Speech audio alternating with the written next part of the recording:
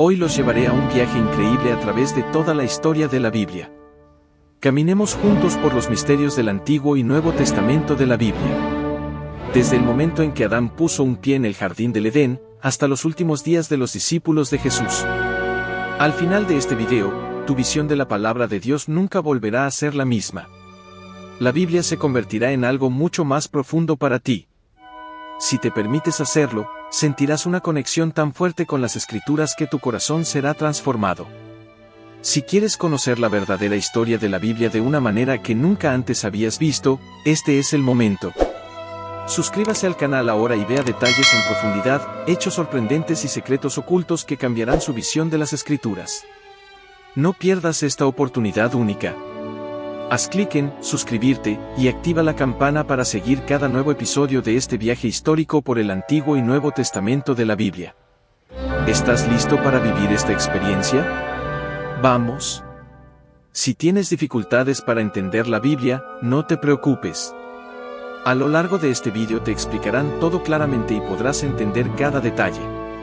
Estoy seguro de que, al final, te sentirás edificado, con nueva luz sobre las Escrituras. Ahora, retrocedamos en el tiempo, al principio. Antes de que existiera algo, solo existía Dios. Él siempre ha existido, desde la eternidad. Dios nunca fue creado, porque Él es el creador de todas las cosas. No tuvo origen, ya que Él es el origen mismo de todo. Y así, en el principio, Dios creó los cielos y la tierra. Al sexto día formó al hombre. A partir de ese momento comenzó la historia de la humanidad y el plan de Dios comenzó a desarrollarse ante nuestros ojos. Dios creó al hombre a su imagen y semejanza, y de él creó a la mujer. Adán y Eva eran perfectos, puros e inocentes. Vivían en plena comunión con Dios, disfrutando de una vida sin preocupaciones en el jardín del Edén. Pero entonces algo cambió. Adán y Eva cayeron en pecado, y con ello, toda la humanidad fue arrastrada a un abismo de depravación. Como consecuencia, la naturaleza humana se corrompió. La pareja tuvo dos hijos, Caín y Abel. Sin embargo, la envidia se apoderó de Caín, quien acabó asesinando a su hermano, convirtiéndose en el primer asesino y fratricida de la historia. Más tarde, Adán y Eva tuvieron otro hijo, llamado Set. De Set surgió una descendencia santa, un pueblo que se volvió a Dios. Pero el mal no permaneció alejado por mucho tiempo. La tierra comenzó a llenarse de maldad y violencia, al punto que Dios decidió eliminar de la faz de la tierra a los hombres que había creado. Sin embargo, hubo un hombre justo, Noé. Dios, en su misericordia, decidió librar a Noé y a su familia del juicio. Derramó su sentencia mediante un gran diluvio, pero salvó a Noé, a su esposa, a sus tres hijos, Sem, Cam y Jafet, y a sus esposas. Juntos construyeron un arca, que se convirtió en su salvación. Después del diluvio, Dios reanudó el asentamiento de la tierra a través de los hijos de Noé. Uno de sus hijos se convirtió en el padre de las naciones semíticas, y así, la historia de la humanidad continuó desarrollándose. Era una época en la que las naciones comenzaban a formarse. Cam se convirtió en el progenitor de las naciones africanas y asiáticas, mientras que Jafet fue el tronco de las naciones europeas. Pero en medio de todo esto, Dios tenía un plan mucho más grande. Eligió una familia especial para traer al mundo al tan esperado Mesías. Fue entonces cuando Dios llamó a Abrem, de Ur de los Caldeos. Abrem no dudó. Dejó atrás su tierra, su familia y todo lo que conocía. Se convirtió en un verdadero peregrino de fe, construyendo altares a Dios donde quiera que iba. Y su sobrino Lot no estaba solo, un hombre que se convertiría en padre de los amonitas y moabitas. Cuando Abrem salió de Harán, ya tenía 75 años. Dios le hizo una promesa audaz, que tendría un hijo, el hijo de la promesa, y llegaría a ser padre de una gran nación. Y más aún, a través de él serían bendecidas todas las familias de la tierra. Pero pasó el tiempo y, después de 11 años, ninguna de las promesas se cumplió. Sara, su esposa, empezó a dudar. Desesperada, ofreció a su sierva Agar para que Abrem pudiera tener un hijo. Así nació Ismael, quien más tarde sería padre de una nación numerosa, el pueblo árabe, enemigo histórico de Israel. Pero Dios no había olvidado su promesa. Cuando Abrem ya tenía 99 años, Dios se le apareció nuevamente. Lo llamó fuera de su choza, le mostró el cielo estrellado y le dijo: cuenta las estrellas, si puedes. Así serán tus descendientes.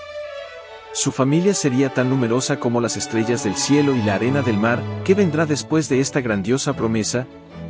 Dios había prometido que los descendientes de Abraham serían esclavos durante 430 años. Sin embargo, cambió el nombre de Abraham de Gran Padre a Padre de una gran nación, incluso antes de que naciera el hijo de la promesa. Imagínense, Abraham ya tenía 100 años y Sara, su esposa, 90, cuando finalmente Isaac vino al mundo. Años más tarde, Isaac se casó con Rebeca, quien no podía tener hijos. Esperaron 20 largos años hasta que, finalmente, Rebeca fue sanada y dio a luz a 2 gemelos. Esaú y Jacob se convirtieron en el padre de los edomitas, mientras que Jacob, a quien se le cambió el nombre a Israel después de una experiencia transformadora, se convirtió en padre de los edomitas. Israelitas. Jacob tuvo 12 hijos y una hija. Uno de estos hijos, José, fue el encargado de llevar a su familia, compuesta por 70 personas, a Egipto. Se establecieron en la fértil tierra de Goshen, y con el paso de los años, esa pequeña familia se multiplicó de manera extraordinaria. 400 años después, el pueblo de Israel abandonó Egipto bajo el liderazgo de Moisés. Había alrededor de 600.000 hombres, sin contar mujeres y niños, alrededor de 2 millones de personas. El plan inicial era una peregrinación de 3 meses por el desierto hasta la tierra prometida, pero lo que se suponía sería una caminata rápida terminó durando 40 años. Porque la incredulidad se apoderó del pueblo. Cuando los 12 espías fueron a explorar la tierra, 10 de ellos regresaron con un informe pesimista. Se asustaron ante los gigantes que habitaban aquellas tierras y comenzaron a dudar del poder de Dios.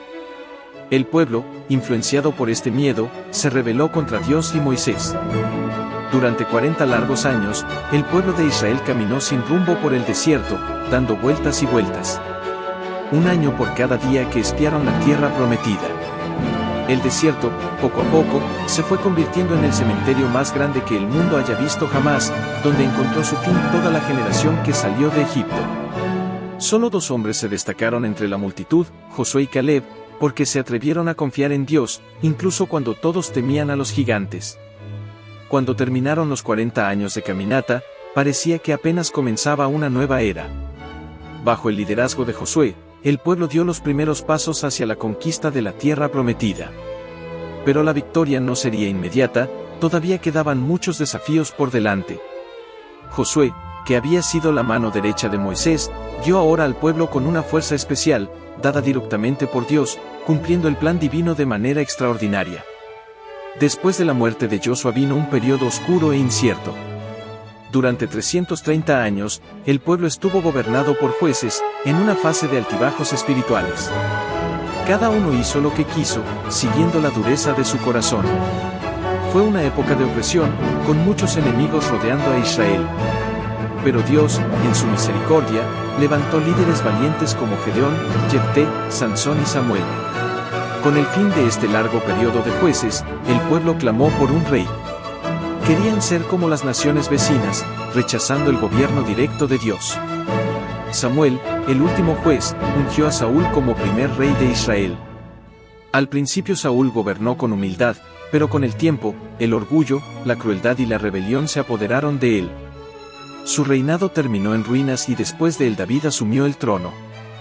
David gobernó durante 40 años, trasladando la capital de Hebrón a Jerusalén, abriendo así un nuevo capítulo en la historia de Israel.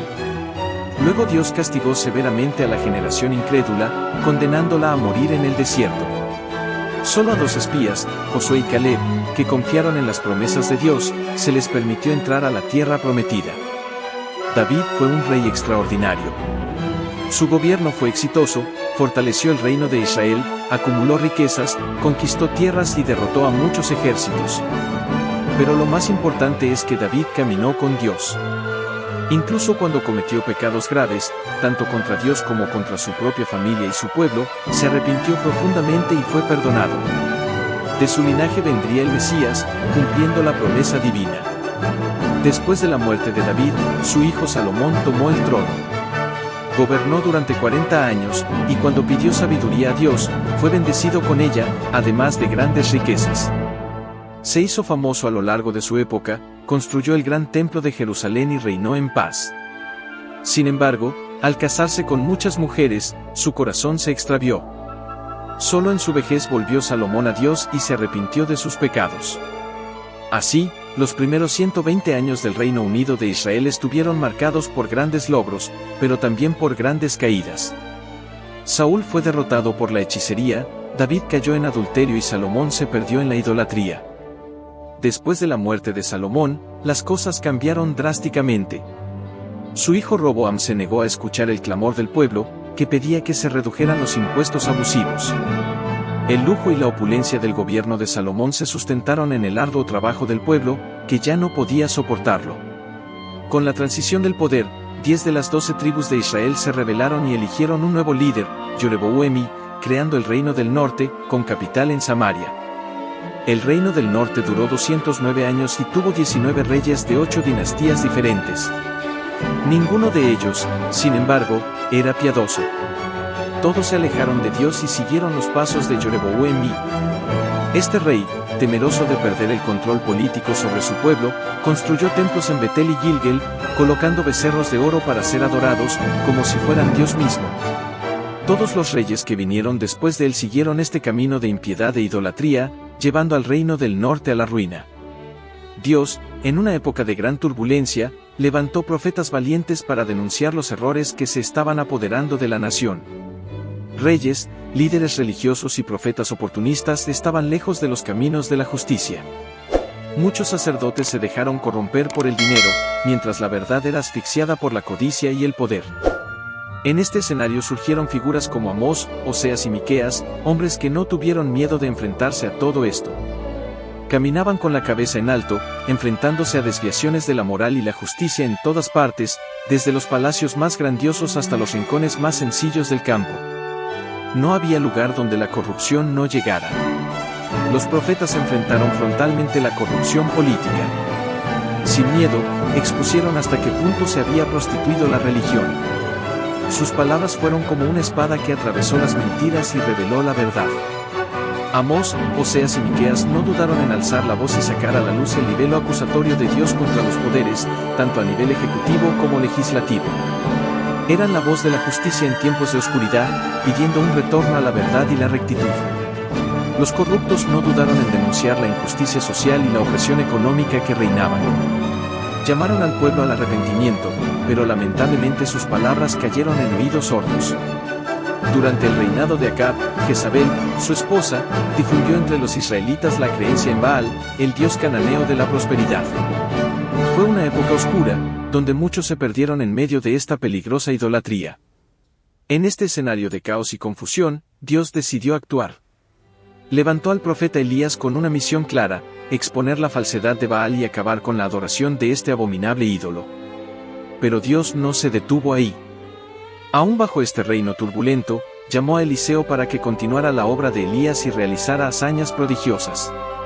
La batalla espiritual estaba lejos de terminar y el destino de Israel estaba en juego. ¿Qué más podría pasar? Israel, en su terquedad, se negó a escuchar la voz de Dios. Entonces el Señor decidió usar la vara de corrección. Pero esta vara no era algo común y corriente, trajo el temible imperio de Asiria para castigar a la nación. Asiria, conocida por ser un imperio expansionista, no solo era poderosa, también era despiadada y sanguinaria. Cada vez que conquistaba una ciudad o pueblo, su crueldad no conocía límites. Los cuerpos de los derrotados fueron mutilados y las cabezas de los enemigos fueron amontonadas en las entradas de las ciudades. Fue una escena de terror que expuso a la gente al peor tipo de humillación y vergüenza. El cautiverio no se hizo esperar. Los pueblos del norte fueron hechos prisioneros. Y, para empeorar las cosas, el rey Sargón II envió nuevos colonos a la tierra de Israel, consolidando la destrucción de lo que alguna vez había sido una nación próspera. El escenario era de desolación, y todo esto sucedió porque Israel cerró sus oídos a la voz de Dios. Imagine una tierra donde se mezclaron varias razas, creando una fascinante diversidad cultural. Era como un gran crisol, donde diferentes pueblos se encontraban y formaban una sola nación. Sin embargo, sabía que esa mezcla racial podría debilitar la identidad y el potencial de esas personas.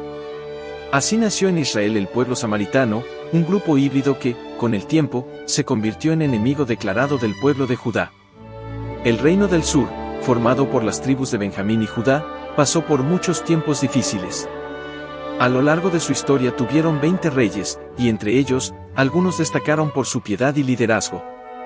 Reyes como Asa, Josafat, Ezequías, Jotam, Usías, Joás y Josías marcaron tiempos de prosperidad. Cada vez que un rey piadoso ascendía al trono, sucedía algo mágico, la nación prosperaba. No se trata solo de una cuestión económica, sino también de moralidad. La nación estaba creciendo en todos los sentidos y la gente sentía que estaba en el camino correcto. Estos momentos de prosperidad muestran el poder del liderazgo que valora los principios y la fe. En medio de una fusión de varios pueblos, surgió una gran mezcla de razas. Sabía que esa mezcla racias, con el tiempo, debilitaría la esencia de una nación. Así se formó en Israel un pueblo híbrido, los samaritanos. Estos samaritanos, con el tiempo, se convirtieron en enemigos jurados del pueblo de Judá. ¿Pero esta estabilidad duraría para siempre? En el reino del sur, algo grandioso estaba por suceder. Para cumplir la profecía de que el Mesías vendría de la casa de David, Dios permitió que solo una dinastía gobernara Judá, pero el pueblo de Judá estaba perdido, corrupto y no escuchó la voz de Dios. Para despertar a la nación, levantó profetas poderosos como Isaías, Miqueas, Joel, Sofonías y Jeremías, pero aún así, el pueblo persistió en desobedecer. Entonces Dios actuó con firmeza. En su disciplina, envió al ejército babilónico, y el pueblo de Judá fue entregado en manos de sus enemigos. Nabucodonosor, rey de Babilonia, invadió Jerusalén y, en 1345, después de 2 intentos, destruyó el glorioso templo de la ciudad. Jerusalén, que alguna vez fue una ciudad de honor y gloria, sufrió un tremendo oprobio. El pueblo de Judá fue llevado cautivo, tal como Dios lo había advertido. Fueron 70 largos años de cautiverio, exactamente como lo predijo la profecía del profeta Jeremías. Durante este tiempo de exilio, Dios no los abandonó. Levantó nuevos profetas, como Ezequiel y Daniel, que ayudaron a purificar al pueblo de la idolatría. Durante este periodo de dolor y reflexión surgieron las sinagogas, centros de oración y adoración a Dios. Después del tiempo determinado por Dios, el imperio medo-persa conquistó Babilonia. El pueblo de Judá finalmente pudo regresar a su tierra, recuperando la esperanza y comenzando un nuevo capítulo en su historia. Imaginemos y pensemos juntos a un hombre, anunciado por Dios 200 años antes de nacer, con una gran misión: liberar al pueblo judío y abrirle las puertas para regresar a su tierra prometida, Canaán. Ese hombre era Ciro, y su llegada marcó el comienzo de una historia extraordinaria. El regreso no se produjo de repente. El pueblo regresó en 3 fases, cada una con un liderazgo específico y un propósito claro. Primero, Zorobabel dirigió al pueblo en la reconstrucción del templo, el corazón espiritual de la nación. Luego, Esdras asumió la responsabilidad de enseñar la ley de Dios, devolviendo el conocimiento y la obediencia a la palabra divina. Finalmente, Nehemías, con su visión y valentía, guió al pueblo en la reconstrucción de las murallas de la ciudad, restaurando la seguridad física y el orden político. Sin embargo, tan pronto como comenzaron las obras del templo, también aparecieron problemas. Los astutos samaritanos propusieron una alianza, pero sus intenciones no eran puras. Solo querían desestabilizar al pueblo judío. Cuando la oferta fue rechazada, pasaron a la ofensiva, amenazaron al pueblo y luego enviaron una carta al rey Artajerjes, acusando a los judíos de conspirar contra el reino medo-persa. Esta persecución implacable tuvo un impacto profundo. Las obras del templo estuvieron paralizadas durante unos 20 años. Durante este tiempo, la gente desvió su atención. En lugar de preocuparse por la casa de Dios, comenzaron a cuidar sus propias casas, construyéndolas y embelleciéndolas, mientras el templo permanecía en ruinas. Pero Dios, siempre atento, levantó a los profetas Ageo y Zacarías para llamar al pueblo al arrepentimiento. Y fue como si una nueva llama se encendiera en su interior.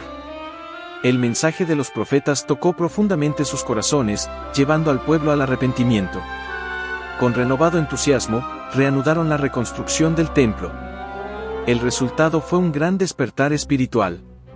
Las familias fueron restauradas, el sacerdocio fue reparado y el pueblo volvió de todo corazón a Dios. Han pasado 100 años y ha surgido una nueva generación. El pueblo siguió yendo al templo, ofreciendo sus sacrificios, pero algo había cambiado. Ya no honraban a Dios como antes. Los animales ofrecidos en holocausto eran ciegos, enfermos y lisiados. Despreciaban la mesa del Señor, considerándola inmunda, sin el más mínimo respeto. Los sacerdotes, que se suponía debían guiar al pueblo, eran corruptos. Abandonaron la enseñanza de la palabra de Dios y las consecuencias fueron visibles en todas partes. Las familias estaban colapsando. Los matrimonios, que alguna vez fueron sagrados, comenzaron a desmoronarse y terminaron en divorcios. El pueblo, ya alejado de la fe, ya no creía que Dios pudiera juzgarlos. Como resultado, se relajaron al devolver sus diezmos y, aunque continuaron asistiendo al templo, sus corazones estaban lejos de Dios. Fue en este momento crítico que Dios resucitó al profeta Malaquías, con una misión clara: llamar al pueblo al arrepentimiento. Él fue la última voz antes de que se cerrara el Antiguo Testamento. Después del profeta Malaquías vino el silencio. Un largo periodo de 400 años conocido como periodo interbíblico o silencio profético. Durante esta época se escribieron varios libros históricos y religiosos que no forman parte de la Biblia canónica, conocidos como libros apócrifos. Este fue un tiempo de expectación, donde el pueblo esperaba, sin escuchar nuevas palabras de Dios. El Antiguo Testamento, uno de los textos más sagrados de la historia, fue traducido del hebreo al griego, creando la famosa versión conocida como la Septuaginta. Pero esta no fue una simple traducción, surgió en un momento de grandes cambios y agitación. El poderoso imperio medo-persa cayó bajo el dominio del imperio griego, y a la cabeza de esta conquista estuvo Alejandro Magno.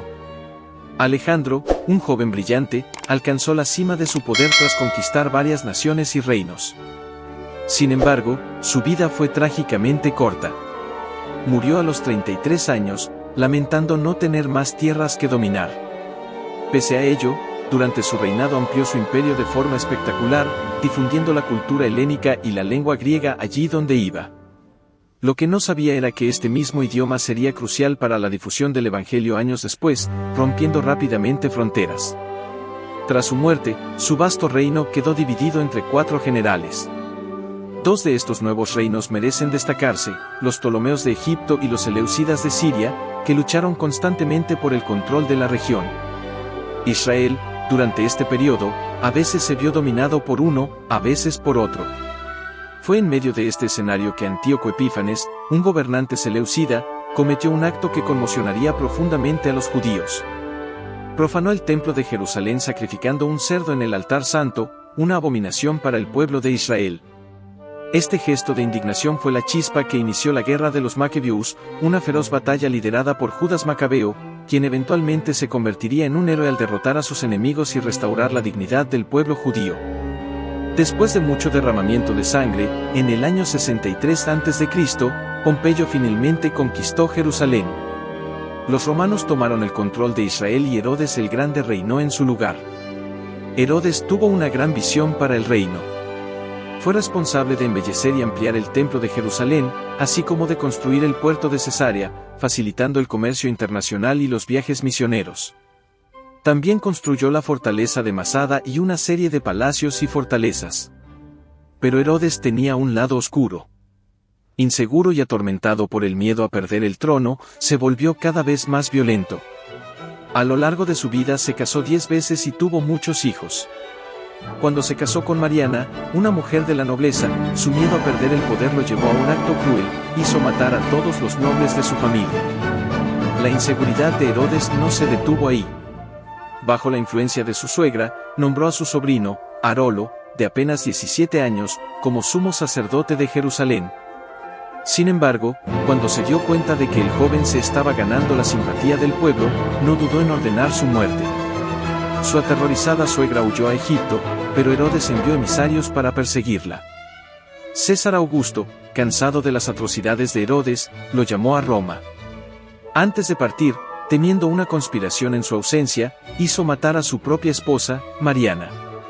Posteriormente envió a 2 de sus hijos a estudiar a Roma, creyendo que regresarían preparados para sucederle. Sin embargo, su hermana Salomé lo convenció de que sus hijos planeaban tomar el trono. Herodes, sin piedad, los hizo estrangular. Antes de morir, en un último acto de crueldad, Herodes hizo jurar a su hermana que mataría al menos a un noble de cada familia de Jerusalén. Quería asegurarse de que hubiera lágrimas y luto en su funeral. Este fue el hombre que se alarmó al saber de los magos que había nacido en Belén de Judea un niño destinado a ser rey de Israel. La noticia se difundió poco después de la muerte de Herodes el Grande, alrededor del año 4 a.C. Cuando Herodes falleció, su reino quedó dividido entre 4 de sus hijos. Uno de ellos, Arquelao, tomó control de Judea, Samaria y Idom. Pero no era nada bueno como líder. De hecho, era tan impopular que los propios judíos rogaron a los romanos que lo destituyeran del poder. Roma, siempre preocupada por la inestabilidad en la región, decidió actuar. Y así fue como Judea pasó a ser gobernada directamente por procuradores romanos. En ese momento Poncio Pilato era gobernador y la situación política no podía ser más tensa. El pueblo de Dios fue oprimido por los herodianos y esclavizado por el gobierno romano. La angustia era tan grande que una antigua esperanza comenzó a crecer como nunca antes, la venida del Mesías. Este sentimiento de liberación, de redención de una servidumbre despiadada, latía en cada corazón. Y fue exactamente en este contexto que, en la plenitud de los tiempos, nació Jesús. El Verbo Eterno se hizo carne y habitó entre nosotros. No vino con pompa ni gloria terrenal. Al contrario, vistió piel humana, calzó sandalias de humildad, caminó sobre el polvo que nosotros pisamos, comió el mismo pan, bebió la misma agua. Él sintió nuestro dolor, lloró nuestras lágrimas y cargó nuestros pecados en el madero. Pero ese no fue el final.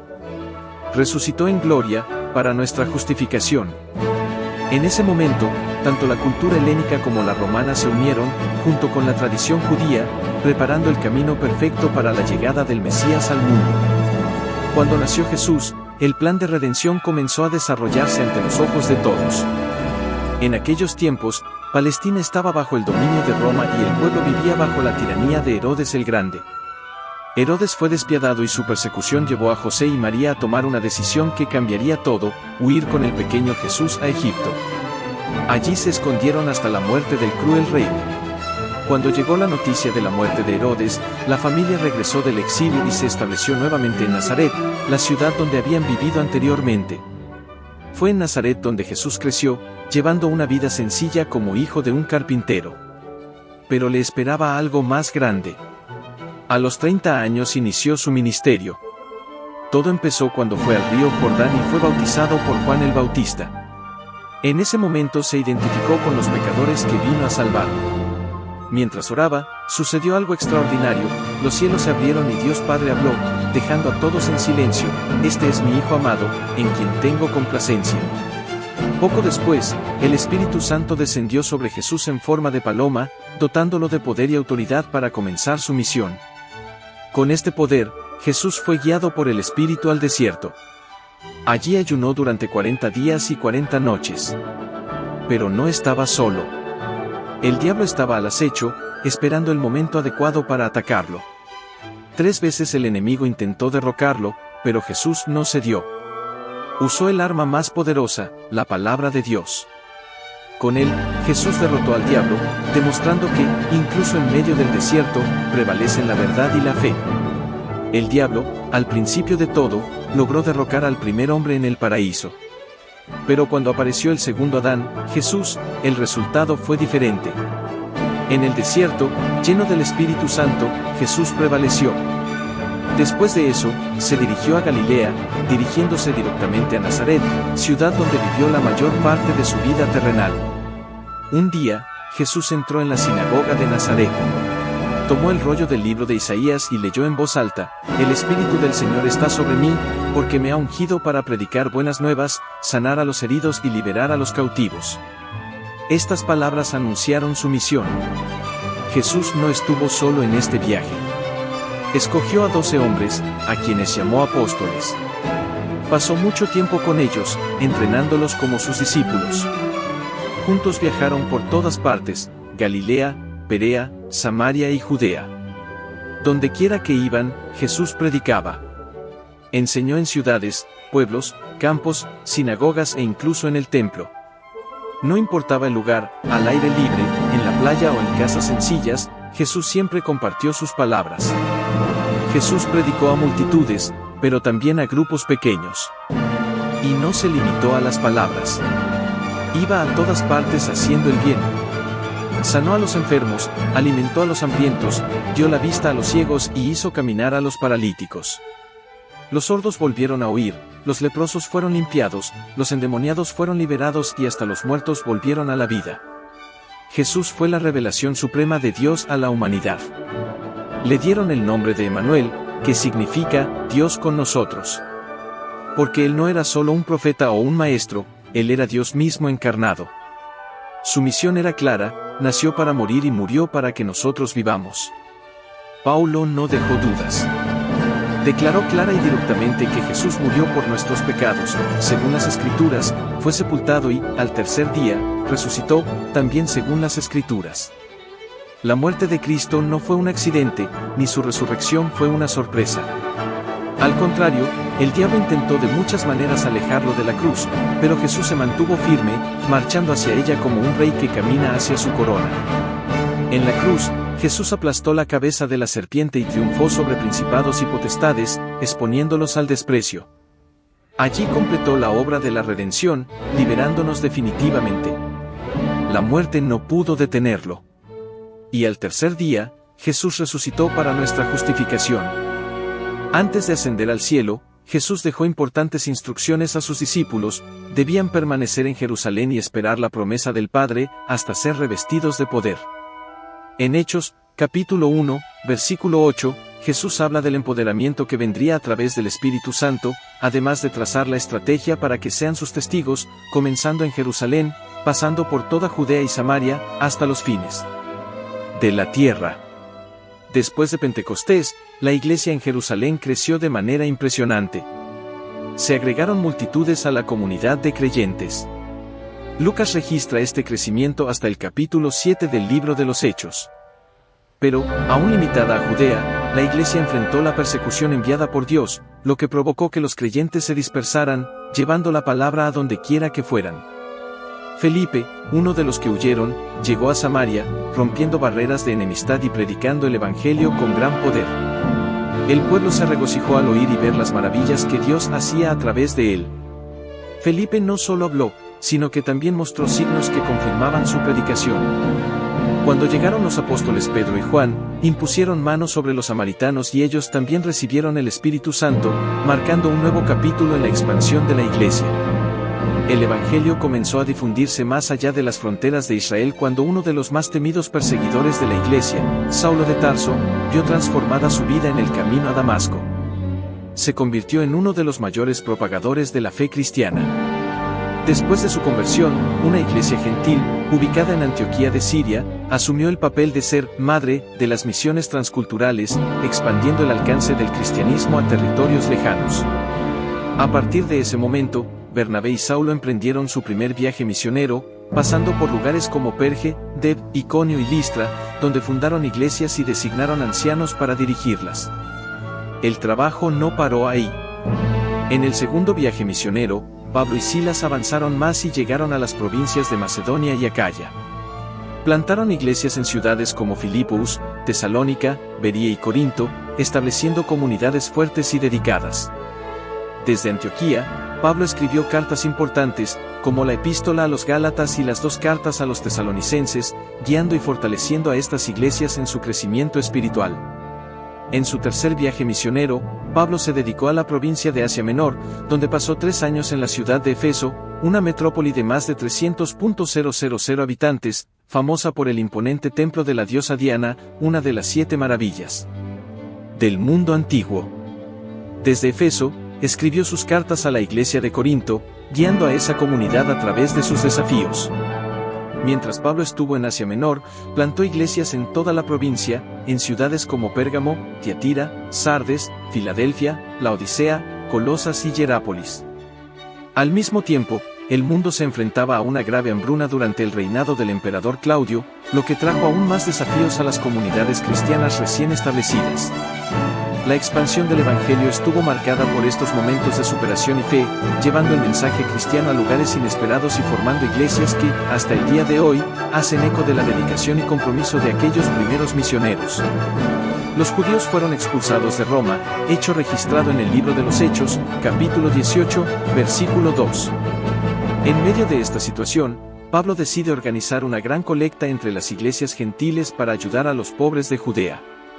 Con esta misión en mente, se prepara para embarcar hacia Jerusalén. Sin embargo, antes de partir, Pablo se reúne con los ancianos de Efeso y les revela algo preocupante: de ciudad en ciudad, lo que le esperaban eran cadenas y tribulaciones. Pero, sorprendentemente, no parecía importarle el peligro. Su enfoque era cumplir su ministerio de proclamar el Evangelio de la gracia de Dios. Antes de embarcarse hacia Jerusalén, Pablo escribe una de sus epístolas más impactantes, la Carta a los Romanos. En él comparte su profundo deseo de visitar la capital del imperio y compartir la palabra con la iglesia local. ¿Tu sueño? Siendo enviado por ellos a España, llevando el mensaje del Evangelio a nuevos territorios. A pesar de estar en una misión para ayudar a los pobres de Judea, sucede algo inesperado: Pablo es arrestado en Jerusalén. De Jerusalén es trasladado a Cesarea, donde se enfrenta durante 2 años a acusaciones, encabezadas por los judíos, bajo la autoridad de los gobernadores Félix y Festo. La situación se complica aún más cuando Festo, proclive a entregarlo al Sanedrín, pone a Pablo en gran riesgo, ya que el Sanedrín estaba planeando su muerte. Ante esta amenaza, Pablo utiliza una carta de triunfo, su ciudadanía romana. Con esto exige ser juzgado en Roma, sabiendo que allí tendría más oportunidades. El viaje hacia la capital del imperio, sin embargo, se convierte en una auténtica prueba de fe. El barco en el que se encontraba sufre un terrible naufragio. Las olas destruyeron completamente el barco, pero, milagrosamente, según una promesa de Dios a Pablo, todos los pasajeros y la tripulación sobrevivieron.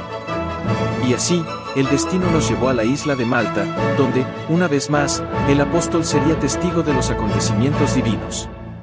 Paulo y sus compañeros finalmente llegaron a la isla, pero sucedió lo inesperado: una víbora mordió la mano de Paulo. Todos esperaban lo peor, pero sucedió algo extraordinario. Dios, en su soberanía, neutralizó el veneno letal de la serpiente, protegiendo a Pablo. Y por si fuera poco, también utilizó a su sirviente para curar a todos los enfermos de la isla. Impresionados, los malteses cuidaron de Pablo y lo enviaron a Roma con todas sus necesidades cubiertas. Al llegar a Roma, Paulo estuvo bajo arresto domiciliario durante 2 años en una casa alquilada. Pero él no se quedó quieto. Incluso en prisión, Pablo evangelizó a la guardia pretoriana, animó a los creyentes a permanecer firmes en su fe e incluso escribió cartas a las iglesias de Efeso, Filipos, Colosas y una a Filemón. Su influencia se extendió poderosamente, incluso en cautiverio. Después de este periodo de 2 años, Paulo finalmente fue liberado. Fue en ese momento que escribió la primera carta a Timoteo y también la carta a Tito. Sin embargo, en el año 64 después de Cristo, la persecución a la iglesia tomó un cariz aún más oscuro, dejó de ser solo religiosa y se volvió política.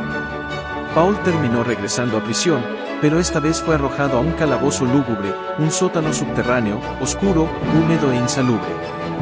Luego, el 17 de julio del 64 DC, un trágico acontecimiento cambió el destino de Roma. La ciudad, de más de 1 millón de habitantes, quedó devastada por un incendio. Nerón, el emperador, actuó de una manera extraña. Vestido de actor, subió a lo alto de la torre de Mecenas y, desde allí, presenció el horrendo espectáculo de las llamas que consumían Roma. Fueron 7 noches y 6 días de fuego incontrolable. Cuando el fuego finalmente cesó, el 70% de la ciudad quedó destruida. De los 14 barrios de Roma, 10 quedaron completamente devastados. Curiosamente, los 4 barrios restantes, en los que vivían muchos judíos y cristianos, se salvaron de las llamas. Esto le dio a Nerón el pretexto que necesitaba: culpar a los cristianos del incendio. Lo que siguió fue una brutal persecución a la iglesia. La situación era tan desesperada que faltaba madera para hacer cruces, dado el número de cristianos crucificados. La persecución se convirtió en una sombra implacable sobre la fe en ciernes, pero el valor de los creyentes y el mensaje de Pablo resonaron a través de los siglos. Imagínese la escena: personas atadas a postes cubiertos de alquitrán, quemadas vivas para iluminar las noches de Roma. Una masacre brutal. Fue en este contexto que Pablo, ya en su segunda prisión, escribió su última epístola. En la segunda carta a Timoteo, Pablo relata su inminente martirio y comparte su gloriosa esperanza de tomar posesión de la corona de justicia. Alrededor del año 67, el veterano apóstol fue finalmente decapitado. Sin embargo, el legado que dejó fue inconmensurable, un regalo para todas las generaciones futuras. El Nuevo Testamento, que Pablo ayudó a dar forma, fue escrito durante un periodo de unos 50 años. Dentro de este periodo tenemos los 4 evangelios, los libros biográficos que narran la vida de Jesús. 3 de estos evangelios se llaman sinópticos, es decir, comparten la misma perspectiva sobre los acontecimientos: Mateo, Marcos y Lucas. Mateo tenía un objetivo claro: presentar a Jesús como el rey de los judíos. Su evangelio, escrito para los judíos, es el más cargado de citas del Antiguo Testamento y es, sin duda, el más judío de los 4. Marcos, por otro lado, se centra en retratar a Jesús como un siervo. Escrito para los romanos, es un evangelio más simplificado que se centra en las acciones de Jesús en lugar de sus enseñanzas. Cada milagro y cada movimiento se relatan con un sentido de urgencia. El evangelio de Lucas nos ofrece un retrato de Jesús como el Hijo del Hombre. Lucas, un médico, historiador y viajero gentil, escribió a los griegos: ¿Tu propósito? Presentar a Jesús como el hombre perfecto. Por tanto, Lucas es el evangelista que más habla de la vida de oración de Jesús y de su ministerio realizado con el poder del Espíritu Santo. La historia que se cuenta en estos evangelios es un viaje lleno de matices, donde cada perspectiva revela un aspecto único de la vida y la misión de Jesús. Y así, aún ante tanto sufrimiento, el legado de Pablo y los demás apóstoles fue eterno, dejándonos un testimonio glorioso. A finales del siglo I, Juan sintió la necesidad de combatir el gnosticismo, una peligrosa herejía que negaba la divinidad de Cristo. Con un enfoque diferente al de otros líderes, buscó demostrar que Jesús era verdaderamente Dios y verdaderamente hombre. Con este fin, Juan seleccionó 7 milagros realizados por Jesús y 7 declaraciones de «Yo soy», que muestran claramente la naturaleza divina y humana de Cristo. Además, también destacó hechos importantes relacionados con la iglesia primitiva, desde su nacimiento hasta su expansión a Roma. 3 iglesias lideraron este avance: Jerusalén, Antioquía y Éfeso. El mensaje cristiano se extendió por 4 provincias del Imperio Romano: Galacia, Macedonia, Acaya y Asia Menor. Curiosamente, el libro de los Hechos no tiene una conclusión definitiva, ya que la historia de la Iglesia continúa hasta el día de hoy. Somos herederos y continuadores de la Iglesia que nació en Pentecostés. Pablo, uno de los más grandes apóstoles, escribió cartas importantes a varias iglesias, como las de Roma, Galacia, Éfeso, Filipos, Colosas y Tesalónica. También escribió cartas personales a Timoteo, Tito y Filemón. También hay una carta enviada a los judíos, que se veían tentados a abandonar la fe a causa de la persecución, la famosa carta a los hebreos, cuyo autor sigue siendo desconocido hasta el día de hoy. Además de estas, tenemos las cartas generales escritas por Santiago, Pedro, Juan y Judas. Y por último, uno de los textos más intrigantes de la Biblia, el Apocalipsis. Este libro escatológico narra la victoria triunfal de Cristo y su iglesia, y fue escrito por el apóstol Juan mientras se encontraba exiliado en la isla de Patmos, alrededor del año 96. Si esta historia te llamó la atención y aún no has aceptado a Jesús como tu Salvador, debes saber que todavía hay tiempo. Arrepentirse puede transformar completamente tu futuro, cambiar tu historia, eliminar toda tristeza y soledad de tu corazón y brindarte la paz que tanto necesitas. Entra en tu habitación, cierra la puerta y habla con Dios. Él está listo para escucharte. Que Dios bendiga tu vida. Y si te gustó este mensaje, no olvides darle me gusta y suscribirte para recibir más contenido como este.